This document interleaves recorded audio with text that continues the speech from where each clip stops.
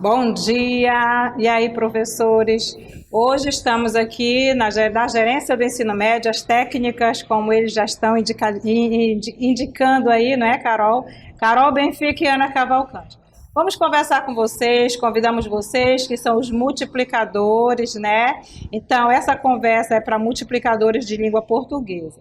Essa nossa conversa hoje é para a gente ver como que podemos articular o nosso projeto Rede de Letras, um projeto de leitura na escola, no estado do Amazonas. Então, a gente tem pensado que para multiplicar essa ideia da leitura, nós precisávamos de braços, de mãos, que pudessem nos ajudar a essa empreitada. Então, esse primeiro diálogo é para conversar com vocês, para que vocês possam verificar se essa metodologia que a gente vai propor, ela junto com todas as metodologias utilizadas para vocês, se elas são aplicáveis, né? Então, a gente vai conversar com vocês. Hoje não é nada, uma formação, é um diálogo que teremos com vocês, para que vocês entendam qual é a proposta da Secretaria em trabalhar com a leitura, além dos exercícios das habilidades e competências leitoras voltadas para avaliação externa, como o SAEB, como o Exame Nacional, certo? Então, aqui, nós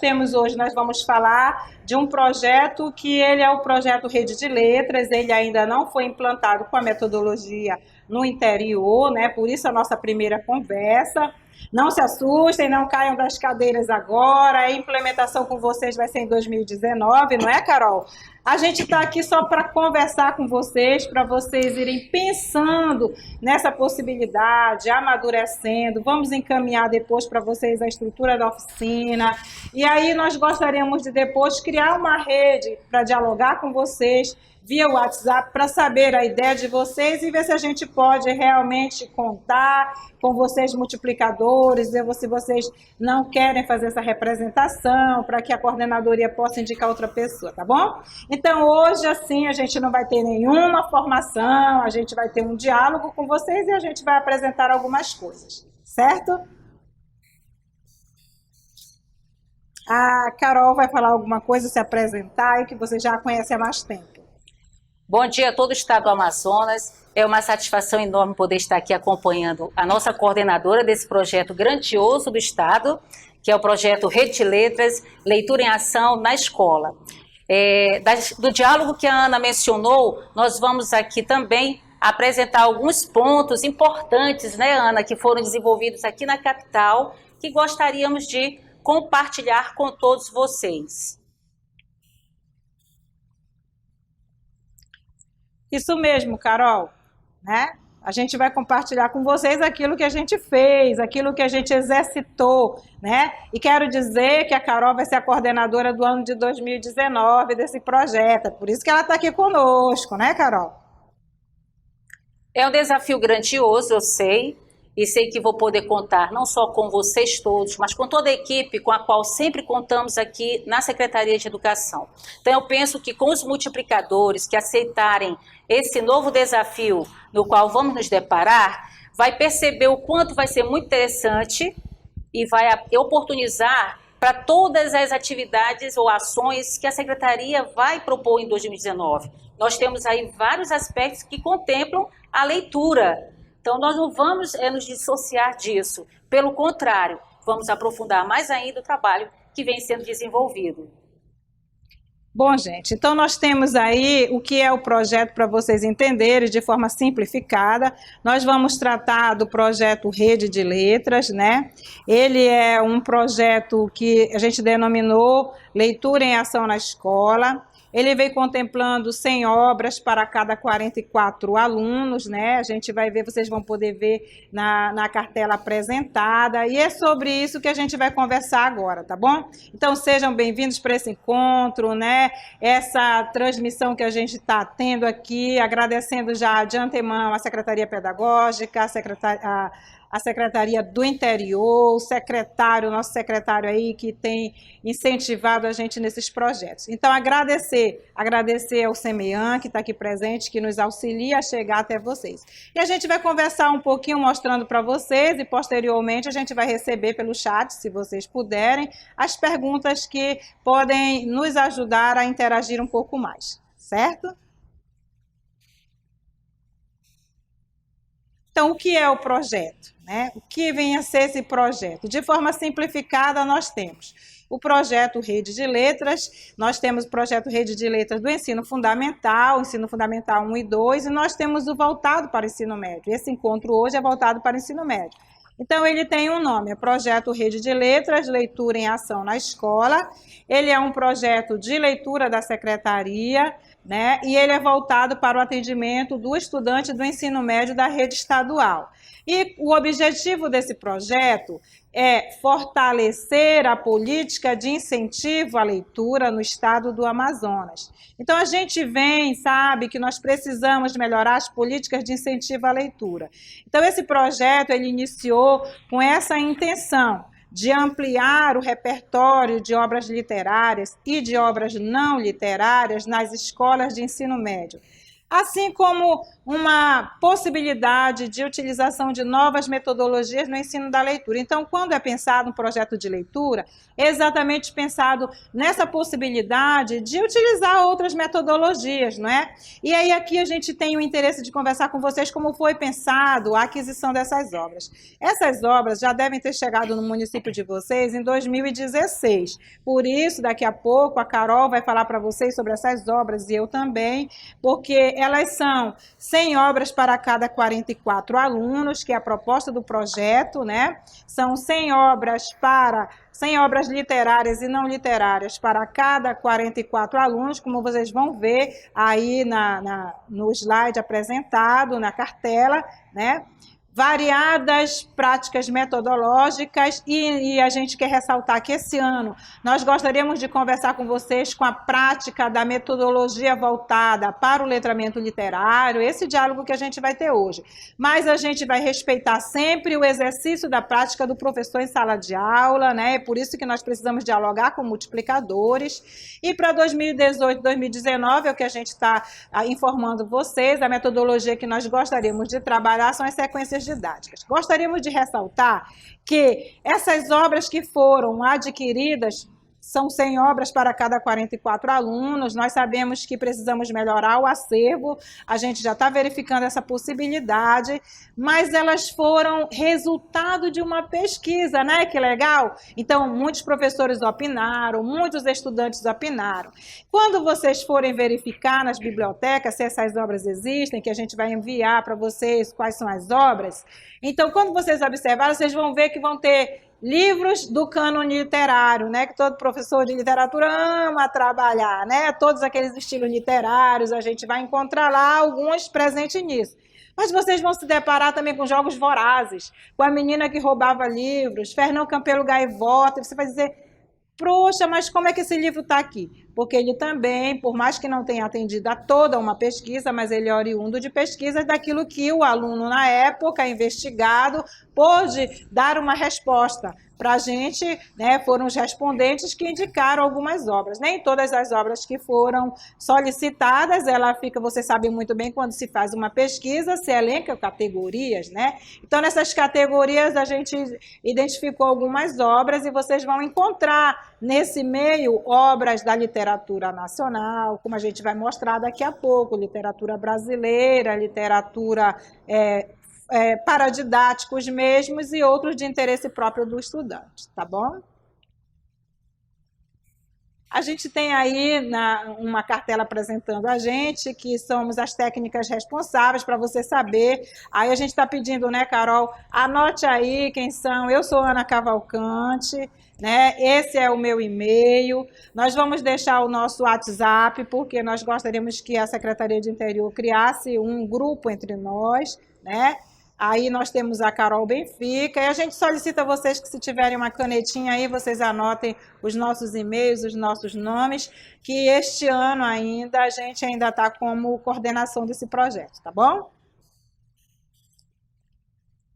Nós queremos também aproveitar a oportunidade para destacar que nós vamos realizar um formulário Google, não é, Ana? Vai ser disparado aos professores e estudantes, e nós queremos saber o que vocês podem responder de fato acerca de leitura, de tudo que perpassa os livros com os quais vocês se deparam, ou vêm trabalhando, ou leem de um modo geral porque apreciam. Queremos conhecer um pouco mais vocês. não só vocês, professores, mas os estudantes também. No intuito de quê? De que nós possamos viabilizar possibilidades de metodologias. Como a Ana inicialmente comentou, nós vamos dialogar acerca de algumas possibilidades. Uma nós escolhemos para hoje, mas não é uma só possibilidade. E essas possibilidades que os senhores já possuem não vão ser descartadas em absoluto, pelo contrário. Elas vão contemplar mais ainda, enriquecer mais ainda os passos que vão ser viabilizados por conta dessas novas metodologias que vamos trazer, tá certo? Nós temos aí na próxima cartela algumas das obras que vão ser apresentadas, na verdade, no kit completo que a Ana mencionou há pouco. E foi difícil selecionar essas obras, na verdade, até para ler e fazer um trabalho voltado para o que a Ana mencionou no início, que é a sequência didática expandida do Rio do Coçom. E quando a Ana entrou em contato comigo, ela me pediu que eu selecionasse uma obra. Bom, eu conheci algumas por meio da leitura mesmo, outras por algum documentário, algum resumo, mas uma especial me chamou a atenção pela contracapa, porque a autora, ela se encantou com a forma como um autor em um determinado texto intitulado Francisca, a Escrava da Terra, havia mencionado as coisas da Amazônia. Então, no caso, ela ficou tão impressionada com esse registro que em 85, ao se deparar com esse texto desse autor que se chama David Sweet, e a escrita é Francisca, a Escrava da Terra, me chamou a atenção porque ele vai tratar justamente de aspectos de uma mulher guerreira, tá? Uma índia, e essa índia vai lutar por sua liberdade. Então, essa contracapa de imediato me chamou a atenção. Eu não conhecia a obra, fiz questão de lê-la e daí trazer para a equipe, juntamente com a coordenadora Ana, e tornar pública essa história. Mostrar para elas o quanto que nós poderíamos começar com uma leitura voltada para a nossa região, para a nossa realidade. Por quê? Porque fazer o nosso estudante se envolver com a leitura, acima de tudo, nós temos que começar a valorizar o que nós temos e muito bom material escrito por aí que nós desconhecemos. A partir daí, em 2006, a autora, de nome Silvia Aranha, ela achou por bem escrever um romance baseado nesse texto da Francisca, a Escrava da Terra. E daí trouxe à tona, em 2006, a obra Francisca e a Utopia da Liberdade. Como vocês podem ver aí, dentre as obras que estão do Rede de Letras, é a obra com a qual nós vamos dialogar hoje sob a luz da sequência didática expandida do Rio do Coçom. Certo, Carol. Então, vocês podem olhar aí, olha, gostaríamos que vocês observassem bem que nós temos livros do cânone literário, né, que a gente tem nacional. A literatura que está disponível nesse projeto são clássicos da literatura voltados para a literatura nacional, para a literatura brasileira. Fizemos questão de que tivesse presente obras da literatura amazonense e outros. E esses outros são os livros que adequam e atendem à necessidade do estudante de também ter na biblioteca livros que não sejam só voltados para esse estudo específico, né, que eles possam ler. Então, esse projeto, ele não vem somente para fazer o trabalho em leitura sala de aula, ele também vem com a possibilidade de o aluno frequentar a biblioteca, que é uma coisa que a gente precisa pensar. Se ele não pode frequentar a biblioteca, eu não tenho biblioteca na escola, eu não tenho como fazer isso, então a gente vê como que possibilita que ele conheça que tem essas obras que possa emprestar, então que converse com a gestão da escola. Porque a leitura, ela não pode ser uma responsabilidade só resolvida em sala de aula pelo professor de língua portuguesa, ela tem que ser um hábito. E a gente sabe muito bem que o nosso estudante brasileiro precisa desse acervo, precisa conhecer, precisa também ler livros que são de interesses próprios, né? Então, assim, não atende a tudo, o número de obras a gente sabe que é insuficiente, mas a gente sabe que já é um bom começo, né? É aquilo que pode ser feito, que veio para a gente, para o departamento, tá bom? Então, agora nós vamos conversar como foi que a gente executou esse processo aqui com multiplicadores na capital, porque a gente queria conversar com vocês como que a gente dialogou primeiro, porque a gente precisa sempre experimentar com alguém. Então, nós tivemos um diálogo também com alguns multiplicadores aqui na capital. E é isso que a gente vai conversar um pouquinho com vocês sobre essa apresentação e esse formato. Então, a gente vai dialogar sobre a metodologia à luz da metodologia do Rio do Cosson, que eu tenho certeza que muitos já conhecem, e a gente já sabe que pode contar com essa experiência de vocês, e a gente vai dialogar um pouco do que a gente pensa sobre essa metodologia e como aplicá-la, né? Que vocês sabem muito bem que as oficinas, as atividades práticas, elas necessitam de um feedback, e esse feedback é quando um professor também exercita em sala de aula que faz a sua transformação de acordo com a realidade dele, né? Então, assim, nós temos aí esse projeto que está escrito e como foi feito, e a Carol vai dizer um pouquinho, trabalhar um pouquinho, por que a gente vai trabalhar letramento literário, esse processo da leitura, literatura e letramento literário na escola, que a gente vai ver nesse slide que a Carol vai falar um pouquinho sobre essa necessidade de a gente conhecer a parte da leitura formativa. Antes de iniciarmos propriamente acerca desse projeto, eu gostaria de que vocês fossem aí pensando, e é claro que a nossa coordenadora Ana também já está pensando assim com muito cuidado, acerca de como nós poderíamos propor esse trabalho em sala de aula. Deveríamos opinar por um dia dedicado à leitura, a esse trabalho, projeto Rede de Letras, Leitura em Ação na Escola? Ou vocês acham que no meio do trabalho que vocês desenvolvem, é possível abrir um espaço sério, comprometido com esse projeto?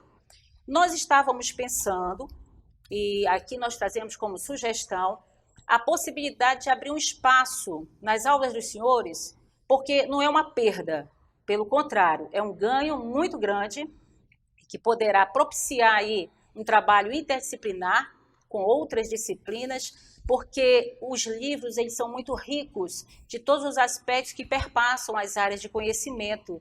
Seria a oportunidade de trabalhar seriamente a leitura, uma leitura que não fosse fragmentada, mas uma leitura que começasse, sim, de um estágio primeiro, né, por etapas, e que chegasse realmente ao que o Rio propõe, que é o letramento literário, certo? Então, pensem com carinho na possibilidade de, numa próxima conversa, não é, Ana? Nós podermos aí verificar se é possível inserir um momento dedicado somente a esse projeto, ao Rede de Letras. E aí, quem sabe, outros profissionais abraçarem a causa para trabalharem também juntos, porque o que há de mais assim extraordinário nesse projeto é a forma do olhar.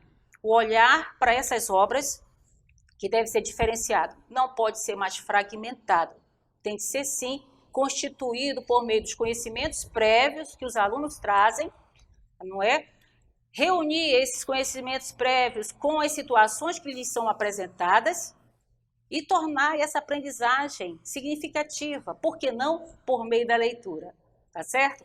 Então, iniciando aí o projeto Leitura em Ação na Escola, vocês vão perceber o que esse Rio do Cosson, esse teórico voltado para a área literária, um estudioso que se preocupa naquela leitura que chega a se perceber que o aluno compreende, critica, vai além do que o cerca a sua própria realidade. Então, ele chega ao patamar do letramento literário. Então, o Rildo convida para esse olhar e questiona. O grande questionamento é como desenvolver essa capacidade de leitura. Então, ele diz que nós comecemos pela leitura formativa, aquela que inicialmente nós já trabalhamos a partir das teorias atuais, né? Ou então a partir das leituras caminhando gradativamente, e daí possamos, por meio da literatura, numa diversidade de textos, já que o texto da literatura é um contato muito mais próximo com as realidades de vários momentos vivenciados ou não, né? Para chegar ao letramento, que é um elemento que propicia esse olhar de quem é o leitor, de quem está recebendo a informação.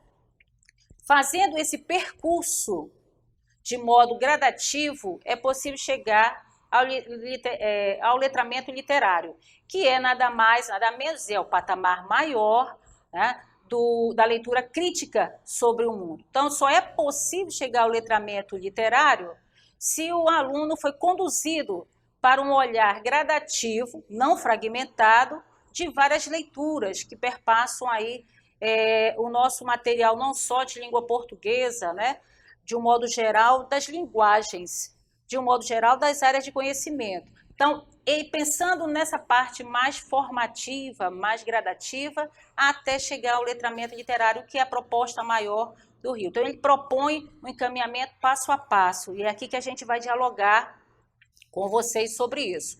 Antes disso, nós temos dois aspectos importantes, e aí respaldados por teóricos, que nós trazemos aí numa próxima cartela para vocês visualizarem, né? O letramento, para a Kleiman, ou Kleiman, né, é um conjunto de práticas discursivas que envolvem o uso da escrita, é chegar a esse patamar da escrita, e o letramento literário é o processo de apropriação da literatura enquanto construção literária de sentidos. E é claro, só uma observação antes, é importante você pensar o seguinte, professor, nós só conseguimos envolver o nosso aluno acerca da leitura se essa leitura fizer sentido e for ao encontro da realidade com a qual nós convivemos. Nós bem sabemos que no século XXI é um desafio grandioso para nós cativarmos os nossos alunos para a leitura.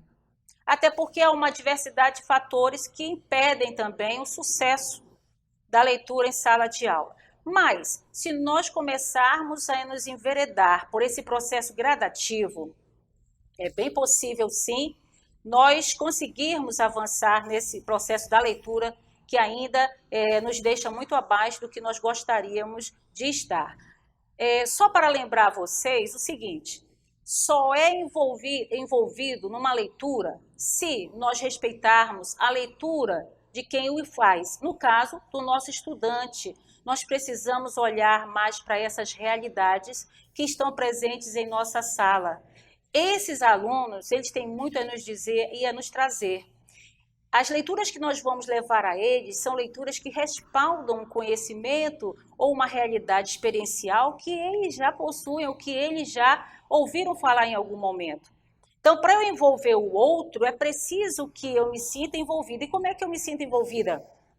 Se a minha realidade também é captada nessa realidade da leitura. O que eu quero dizer com isso? Muitos lutam para trabalhar a teoria bakhtiniana em sala, mas muitos só falam na teoria bakhtiniana, que é o dialogismo. Falar em dialogismo é muito complexo. Agora, colocar em prática é muito mais simples. Por quê? É como se eu estivesse levando o meu aluno a fazer uma leitura dos clássicos de um mundo do qual ele não fez parte e nem fará, e nem que ele quisesse voltar ao tempo, não seria da mesma forma. Além disso, conhecer outros autores que já viveram em outros momentos, com outras experiências, em outras circunstâncias, sem contar que as histórias vivenciadas por eles, ou uma guerra, ou uma violência, ou uma falta de liberdade de expressão, elas não são mais da mesma forma. No entanto, essas realidades persistem e, quem sabe, estão mais voltadas e mais presentes no século XXI, de outras formas, em outro contexto, com outras pessoas. E, quem sabe, com os seus alunos. Então, quando nós olharmos para o nosso aluno, para a realidade dele e buscarmos envolvê-los numa realidade da qual ele nunca vivenciou sequer algum aspecto, é acreditar que é possível sim fazer leitura e aí envolvê-los. E eles envolvidos, eles vão ler quaisquer tempos. Não vai importar se é clássico, se é regional, se é universal, se é nacional. Vai importar sim que aquela leitura vai trazer algo de grandioso para a minha realidade. Isso é importante. A proposta do Rildo ela perpassa por 3 aspectos importantes, grandiosos, mas ele detalha toda uma sequência importante. Então, eu destaco aí, da proposta dele, juntamente com toda a equipe da coordenação, 3 pontos importantes. As estratégias sistematizadas, e aí nós vamos trabalhar com a literatura. Em se tratando de literatura, nós temos que realmente trabalhar na sua completude e não nos seus fragmentos, nada fragmentado, vou ter que superar essa fragmentação. Então, a leitura na íntegra, né, e demanda tempo, e esse tempo vai ser muito mais significativo se fizer sentido para todos nós. Vai seguir um propósito, um roteiro gradativo, então, do mais simples ao mais complexo. Toda essa sistematização, ela é uma estratégia necessária, porque você não muda o seu percurso, o seu roteiro, você de alguma forma o vai seguir do início ao fim, e isso é importante, né, porque você vai trazendo as riquezas que vão alimentar esse roteiro e não sair do roteiro para se apropriar de outros pontos, de outros vieses. Ele também traz como proposta maior a sequência didática expandida. É a sequência didática expandida para trabalhar, de fato, o letramento literário. Então, para chegar no patamar do letramento literário, tem passo a passo. É necessário seguir algumas estratégias e todas elas, de alguma forma, sistematizam esse estudo. Portanto, é importante pensar para essa proposta que uma sequência didática expandida, ela vai perpassar não só outras áreas do conhecimento, como também vai seguir um propósito gradativo, do menor para o maior. Então, de uma leitura muito mais trabalhada, atentamente, cuidadosa, acompanhada, até a sua completude, até o final, até ele chegar realmente ao letramento literário, que é a ideia dessa metodologia. Também ele apresenta 3 metodologias, perspectivas metodológicas, vamos dizer assim, voltadas para essa sequência didática expandida. Elas são a técnica da oficina, do andaime e do portfólio. A técnica de oficina é aquela em que você vai aprender fazendo. Tá? Você vai ter que colocar em prática todas as atividades que forem possíveis ser inseridas em uma obra literária que for selecionada por você. Para vocês terem uma ideia, nós vamos trazer nesse diálogo algum exemplo que intensifica a obra inicialmente que mencionei, que é a Francisca, né, e a Utopia da Liberdade, da Silva Aranha, que nós vamos conhecer.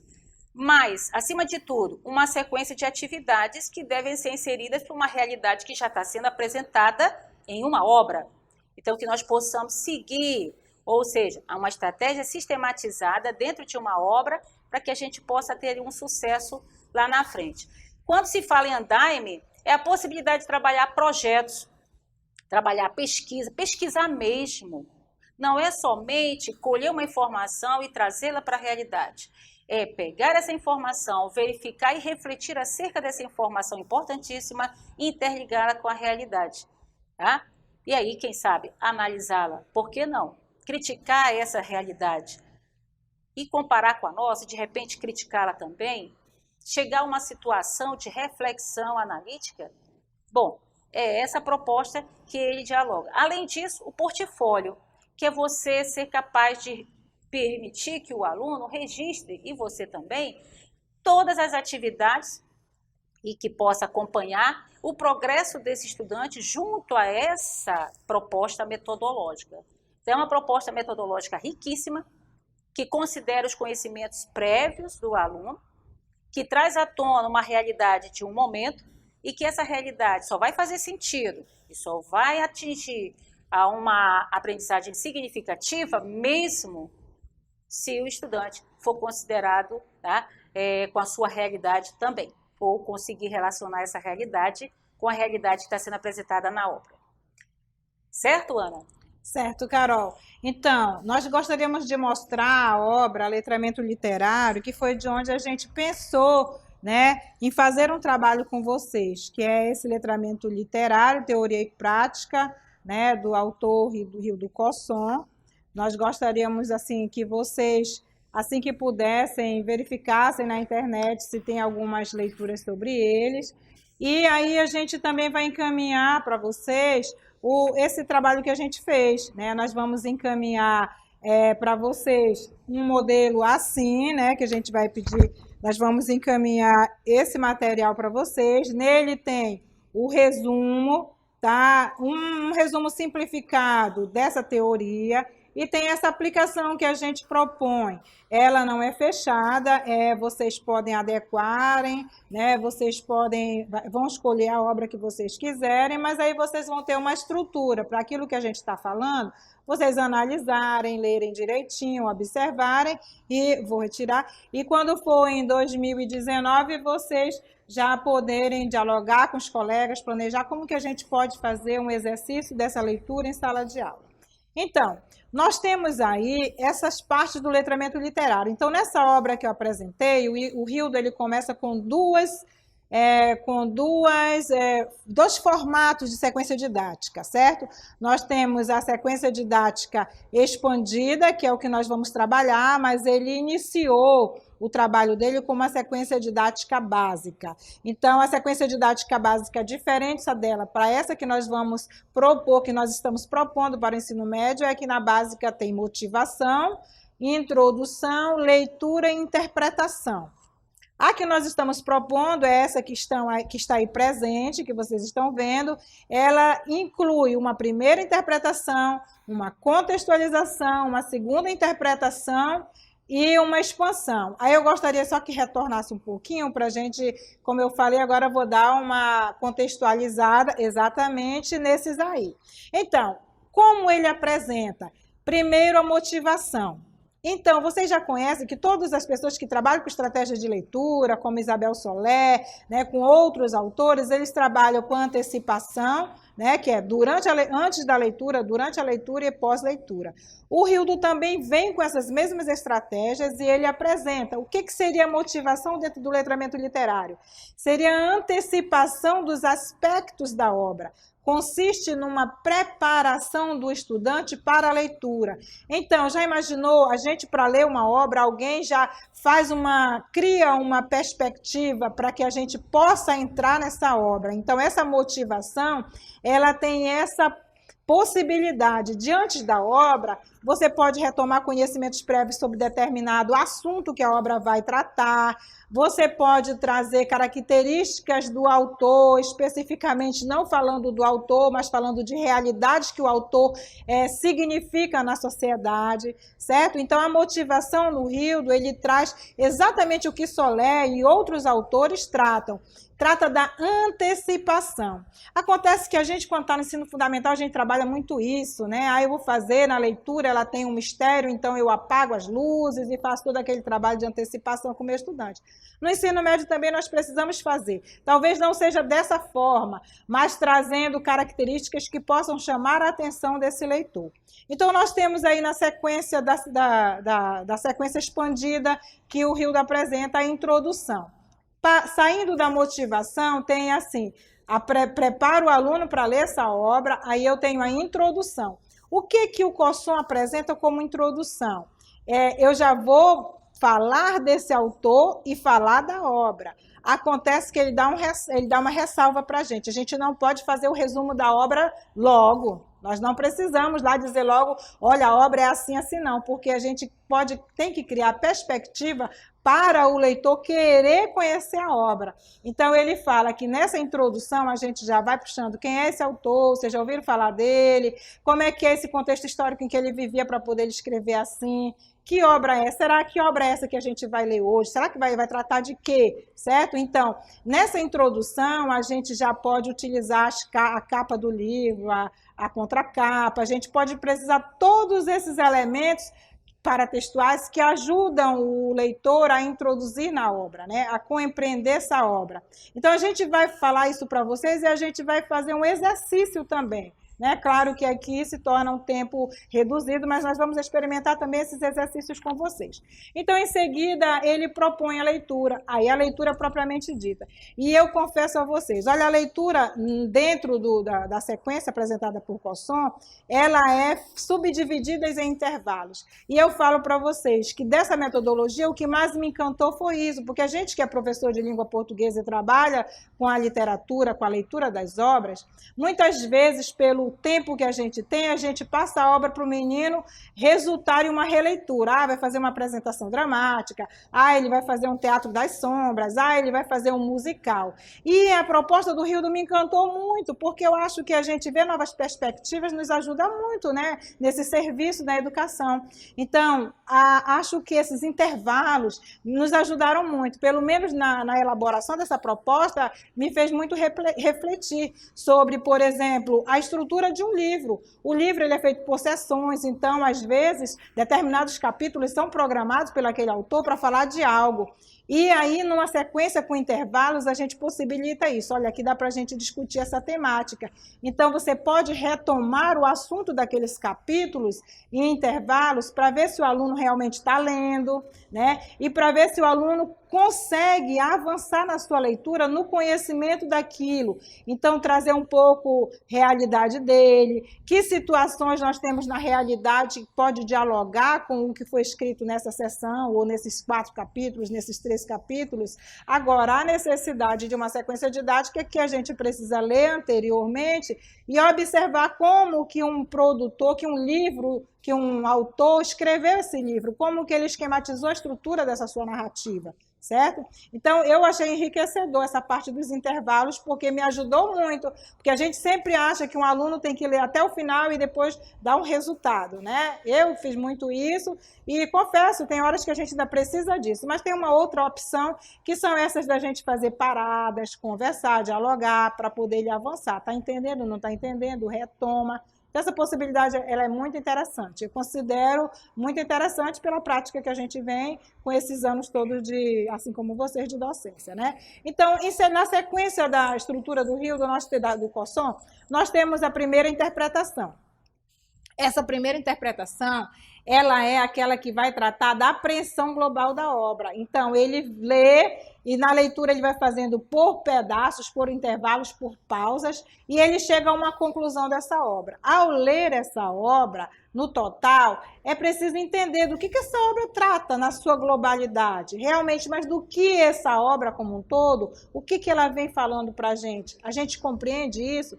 Então, essa primeira interpretação tem essa intenção de realmente reconhecer. E é por isso que o exercício vai ser bem simples, que a gente vai exercitar com vocês, que vocês possam fazer com o aluno. Eles vão fazer de falar de forma simples o que eles entenderam da obra. Então, a gente pode trabalhar um resumo, pode trabalhar, digamos assim, um texto objetivo no seu status, falando daquela obra, e a gente vai até sinalizar isso com a obra que nós propomos, né, Carol? Aí a Carol vai falar um pouquinho do restante da estrutura da sequência didática. É isso mesmo, Ana. Quando nós trabalhamos nessa sequência didática expandida, nós temos a observação gradativa acerca de como desenvolver o trabalho na íntegra. Então, até onde a Ana falou na primeira interpretação, nós vamos ter uma apreensão global. Aí, o que fazer daí em diante, não é? Bom, é o momento de uma contextualização. Essa contextualização, ela vai nos permitir fazer uma explanação a respeito de questões muito importantes voltadas para a obra com a qual nós estejamos trabalhando. Então, isso é muito importante. Essa contextualização, ele é um aprofundamento da leitura. É aí que eu posso também viabilizar, né, oportunizar a conversa, o diálogo com outros conhecimentos de outras áreas, tá? Principalmente história, geografia, o próprio tema abraça outras áreas de conhecimento que podem ser melhor explorados por algum especialista de um componente específico. Então, na contextualização, é você fazer uma retomada explicando questões que você está trabalhando no livro. Porque quando você está fazendo a leitura, você traz à tona ali uma série de situações que estavam ocorrendo naquele momento, naquele tempo, naquela situação com aqueles personagens. né? Então, naquela condição, que situação real era aquela? Aquela situação real hoje, ela poderia ser retomada com outros vieses? Ela teria sentido? É aí que é o envolvimento com o nosso estudante, é o contextualizar. Explane sobre a obra com a qual você vai trabalhar da melhor forma possível, ou dialogando com alguma área de conhecimento, com especialistas, e aí é a oportunidade, quem sabe, de um ato interdisciplinar. Então você vai aprofundar essa leitura, seja teoricamente, seja por meio da temática, seja historicamente. Tá? O importante é que você possa explanar sobre o que você está lendo, porque não é só o que está também na superfície, não é? Não é só o que traz à tona de modo tão resumido, mas, acima de tudo, é o que ele pode trazer a mais de informação para nós, né? E aí faz sentido se nós tomarmos para a nossa realidade. Nós temos também a segunda interpretação. A Ana comentou a respeito da primeira, que é uma apreensão global da obra. Nessa segunda interpretação, você vai buscar um aspecto que chame atenção para a gente estudar com mais cuidado, para verificar qual é ali a principal função daquele aspecto. Por exemplo, eu quero a personagem principal. Então, eu quero buscar mais informações acerca do que essa realidade vivenciada pela personagem principal é possível reconhecer e, quem sabe, trazer para a nossa realidade, perceber essas situações dessa personagem aqui no século XXI, por exemplo. Então, eu pego um aspecto da obra e vou um pouquinho além, vou aprofundar meu conhecimento acerca do papel dessa personagem, já que eu escolhi a personagem. Eu posso escolher um outro aspecto, eu posso escolher qualquer situação, mas eu estou dando assim um exemplo do personagem principal, porque geralmente é o personagem principal que você traz à tona para conhecer melhor, para ver o que ele traz de informação. Quem é esse personagem, né? Que tipo de personagem se faz presente, como é que ele se apresenta, qual é a luta dele, que luta é essa? Essa luta ficou lá no passado, é ficcional, é possível encontrar essa luta ainda presente no século em que eu vivo? Eu, enquanto leitora, vivencio, conheço situações reais que essa personagem viveu nesse período, nessa obra. Então, esse momento é um momento muito rico, é de conhecer aspectos importantes que você, professor, seleciona como destaques, como prioritários para um conhecimento global acerca da obra. E o último passo é a expansão. A expansão, ela busca, na verdade, fazer uma leitura sobre o tema em destaque em outros aspectos de leituras. Por exemplo, eu vou ler uma obra, eu percebo que aquela personagem, ela conversa, ela dialoga com outras personagens de outros livros, de outros autores. E quem sabe, autores bem contemporâneos, ou não. Então, esse diálogo me oportuniza dar uma continuidade na leitura que eu iniciei. Então, eu posso me deparar, por exemplo, se eu tenho uma personagem que ela luta por algo, e esse algo está na personagem do José Saramago, por exemplo, por que não trazer o português José Saramago em uma obra em que ele retrata a mesma situação de vivência de uma outra personagem? Aí pode trazer para uma comparação, pode trazer para uma reflexão, analisar momentos diferentes, o que cada uma vivenciou, e trazer disso aí, fazer sentido para o que você vivencia hoje. Então, nessa verdade, é você tentar dialogar, avançar um pouco mais para os temas que você achou pertinente na obra e que podem ser retratados em outras obras, dando uma continuidade até gradativa, até de formação de compreensão, certo? Nós queremos ilustrar para vocês, nesse momento, aí antes, uma oficina que nós realizamos aqui na capital, aqui no CEPAM, no Centro de Formação, no auditório do Centro de Formação, e nós tivemos a oportunidade de estar trabalhando, dialogando presencialmente e colocando em prática essa sequência didática expandida.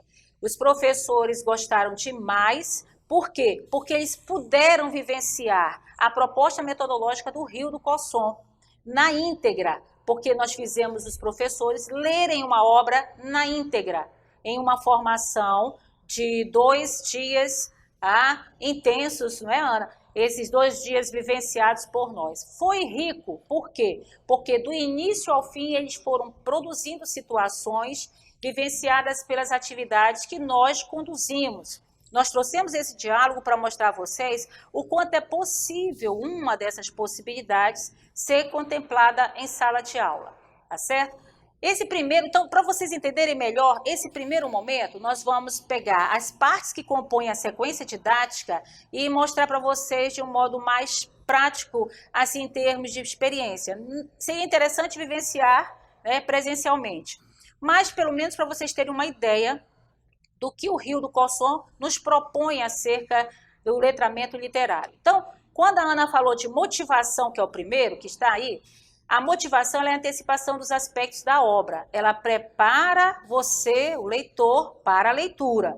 Então, se prepara para isso, nós vamos ver uma imagem. Vai pular aqui, porque nós temos uma oficina, essa oficina, como eu disse há pouco, ela ocorreu, né? Letramento literário, ela ocorreu aqui em Manaus, com todos os distritos, as coordenadorias distritais, em determinados polos daqui de Manaus. E aí nós começamos a trabalhar com eles da seguinte forma: como é que eu vou respeitar o conhecimento prévio do outro, que é o receptor, que é o leitor, se eu não der o espaço para ele refletir a respeito? Bom, como nós já tínhamos selecionado a obra, o que Ana, como coordenadora, pensou? Vamos trazer algumas imagens acerca de palavras que estão muito presentes desde o momento em que nós nos deparamos com o livro. Ah, já sei, então, é a capa. Exatamente. A Ana trouxe, então, 2 palavras e foi por aí que nós iniciamos o diálogo aqui em Manaus.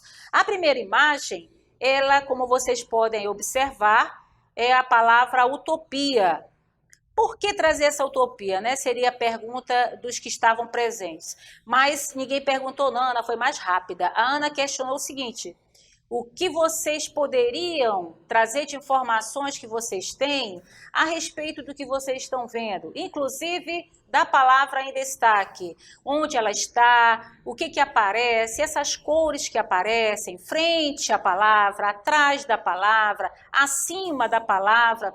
Então ela explorou aquele momento primeiro que é chamado de motivação.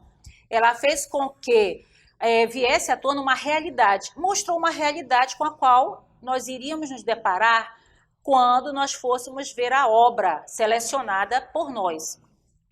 Daí o respeito para os conhecimentos prévios. E todos os professores que participaram, tá, foram excelentes porque colaboraram do início ao fim nessa participação. A outra palavra que Ana trouxe à tona foi uma palavra também jogada numa imagem em cor azul e branco, né? A impressão lá do céu, e a palavra liberdade. E da mesma forma, motivou todos eles para refletir a respeito. O que eles tinham como significado a respeito, ou impressão a respeito da palavra liberdade, ela disposta nesse espaço, nessas cores, e daí um trabalho riquíssimo. Para quê? Bom, esse é o primeiro momento, motivação. A motivação é você trazer à tona uma realidade que esteja muito presente na obra com a qual você vai trabalhar. Então, o que nós fizemos? Optamos pelas primeiras palavras que se apresentam na obra selecionada. A obra da Silvia Aranha é intitulada Francisca e a Utopia da Liberdade. Então, para trabalhar melhor isso, melhor compreender o que os receptores sabem sobre utopia, liberdade. Após isso, foi apresentada, então, a obra literária para eles, que vocês estão vendo aí e que eu trouxe também para que vocês possam visualizar a obra. Foi essa obra aqui que nós trabalhamos aqui na formação presencial, tá? No estado aqui de Manaus, em alguns polos, e, portanto, a partir dessas palavras, eles foram analisar a capa. Toda a capa, a cor, né, o destaque dessa cor, essa mulher, as características físicas dessa mulher que se faz presente, o gesto que ela faz, em que direção, tudo isso foi analisado porque é a motivação. E aí, finalmente, do que será que trata essa obra? Outros autores, teóricos, estudiosos, especialistas, fazem esse trabalho. E o Hildo intensifica mais ainda esses teóricos. Ele não os deixa de lado, pelo contrário, ele casa com toda a proposta dessa metodologia. Ele vai até além porque ele experimenta, ele coloca em prática essa proposta metodológica. Então, nessa obra, o que ele fez questão de apresentar? Ele fez questão de apresentar desde a motivação. Você precisa trazer, envolver o receptor. Senão, isso não vai acontecer, não é? Daí, trabalhou-se, então, esta obra. Aí nós fomos para o próximo passo, que é a introdução. A Ana muito bem apresentou a vocês, a respeito do autor, né, Ana, e da obra. Certo. Eu só queria que a gente mostrasse para vocês de novo a capa do livro, porque a gente necessita disso, que vocês observem bem a capa do livro que está no slide mesmo, pode ser a do slide, tá bom? Então, eu gostaria que vocês olhassem bem para essa capa do slide aí que nós temos, que a gente vai fazer um exercício bem simples com vocês, é só vocês olhando. O que você pode observar e o que você espera dessa obra, né?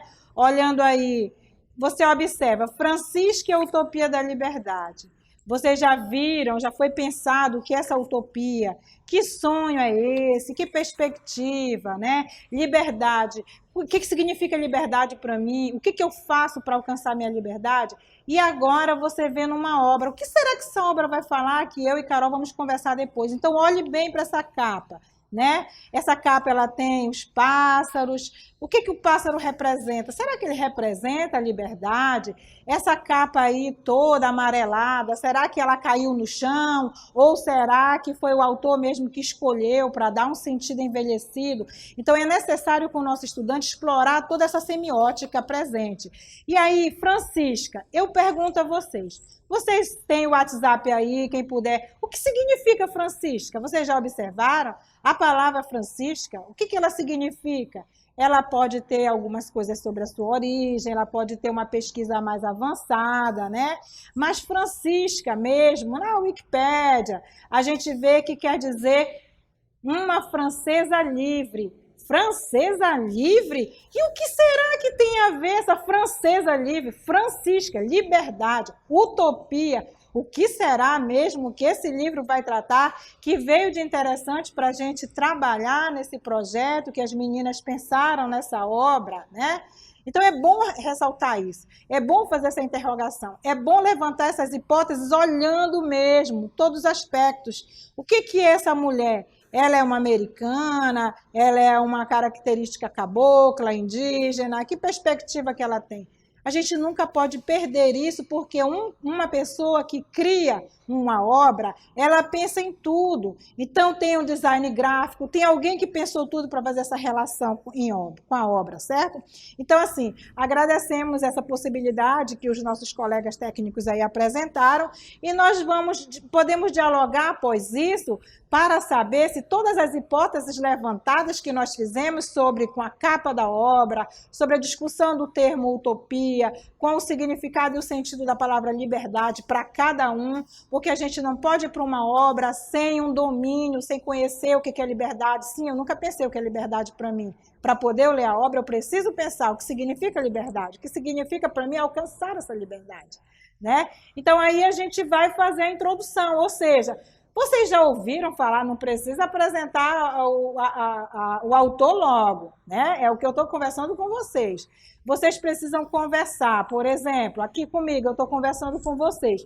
Vocês já ouviram falar em Silvia Aranha Ribeiro? Já conhece? Nunca ouviu falar? Eu não acredito. Um professor de literatura do estado do Amazonas não conhece Silvia Aranha? O povo de Taquatiara conhece, né? Se Taquatiara estiver nos assistindo, vai dizer, eu conheço. Ou então, alguns conhecem, né? Então, Silvia Aranha, minha gente, é uma autora amazonense e foi ela quem produziu o livro. Ela é a autora do livro que nós vamos ler, que nós vamos conhecer, certo? Então, a Silvia, na realidade, a gente precisa conhecer quem é o autor. Vocês já ouviram falar em missionários, né? Porque os autores, às vezes, nem sempre eles podem ser filósofos, podem ser sociólogos, né? E sabe quem é a Sílvia? A Sílvia é uma filósofa, né? A gente vai ver aí quem é a Sílvia. Olha só, a Sílvia, ela é uma filósofa, ela fez filosofia, ela fez pedagogia, né? Ela não é do Amazonas, ela veio de lá do Rio de Janeiro, mas essa formação dela, ela utilizou para trabalhar como missionária. Ela veio para, olha só, município de Itacoatiara. Sílvia morou e ainda faz um trabalho, às vezes está em Manaus, às vezes está em Itacoatiara. Entrei em contato com o grupo, ela tem um grupo também, ela viaja para fora. Então, a Sílvia escreveu esse trabalho. Olha aí que legal. Vocês estão vendo o sorriso dela? Pois é, uma missionária. Se é uma missionária que escreve, hein? Vocês já imaginam que vem alguma coisa voltada que também atende a palavra de Deus. Então, a gente tem aí, ela escreveu várias obras. Olha, a Sílvia Aranha não escreveu só isso. E a gente nem conhece a Sílvia Aranha, olha só. A gente vai conhecer, os técnicos aí, nós aqui, vocês aí, vamos conhecer quem é a Sílvia, não é? Por quê? Porque a gente vai ler a obra, que é maravilhosa. Então, a gente precisa despertar isso no nosso estudante e depois a gente apresenta um pouco da obra, que é o que a gente vai ver agora. Que esse livro, ele é um romance que trata da história de Francisca, né? E como a Carol já falou, a Sílvia se baseou em um texto do David, né? Do David Sweet. E aí é uma história que narra. Ela é narrada por Frei Anselmo. Por que será que ela é narrada por um frei, hein? Porque Sílvia é missionária, né? A autora tem toda uma origem. Então, ela vai contar. Quem vai narrar a história é um frei, é o Frei Anselmo, e a missão dele, dada a ele, foi conhecer a trajetória da Índia Francisca, né? Por meio de quê? Por meio do relato de quem conviveu com ela e a conheceu. Então, assim, qual foi a nossa proposta em apresentar a obra? A gente não pode falar muito, nós vamos precisar ler. Infelizmente, com vocês, a nossa didática vai ser diferente. Nós vamos contar um pouquinho, destacar alguns capítulos. Mas aí é bom para o nosso estudante a gente colocar um trechinho, a gente chama de aperitivo do livro. E aí nós temos esse aperitivo aí que vocês podem ver, que é uma parte extraída dessa obra, que ela tem o sentido quando se fala no momento em que o Felipe, que era a pessoa que teve um relacionamento amoroso com Francisca, ele cita: foi difícil vencer-lhe a resistência. Como a maioria dos escravos índios, sua vida era tão pouco valorizada, seu trabalho tão extenuante, os maus tratos tão frequentes, que não lhe parecia concebível defender seus direitos diante de juízes brancos. Você vai ver aí que vai ter juízes brancos, que ela é indígena, tem característica que ela luta para defender a sua liberdade. Finalmente, apelei a nossa afeição. Pelo amor que me tens, Francisca, aceita esse desafio. E é essa narrativa que a gente vai conhecer, tá bom? Seja bem-vinda para conhecer a narrativa de Francisca, escrita por Sílvia Aranha. E a gente fica muito feliz de conversar com vocês sobre isso. E nós gostaríamos que vocês pegassem essa obra no projeto e lesse para acompanhar e se dedicasse. Ela é uma obra que a gente lê em 2 dias, direto, sem problema, porque aqui na capital foi lido nos 2 dias. É uma obra interessante. Então, faça isso nessas suas férias, nesse período agora, para 2019 a gente entender todo esse texto e desenvolver esse trabalho. Se assim vocês quiserem aceitarem a nossa sugestão, né, Carol? Então, aí nós vamos para a parte realmente da leitura propriamente dita. Antes de iniciar, Ana, vale aqui parênteses. Eu tive a oportunidade de ler essa obra em uma tarde. Eu li para minha mãe em voz alta e ela sempre assim atenta, em momento algum ela piscou os olhos, porque ela ficou envolvida com a narrativa de um modo geral, a luta dessa Índia, e luta constante pela liberdade. Então, a minha mãe apreciou bastante, que no caso ela nem dormiu. Pois muito bem, a leitura é o primeiro passo depois desses processos todos inicialmente apresentados, e a leitura ela se faz presente a partir da sua seleção, professora, a respeito das sessões, como a Ana falou.